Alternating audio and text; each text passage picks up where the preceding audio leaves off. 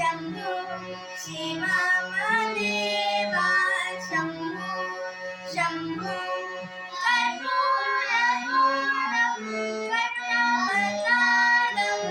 संसारसारं भुजगेन्द्रहारं सदा वसन्तं हृदयारविन्दे भवं भवानी सहितं नमामि हर हर शम्भो शम्भो शिवमदेवा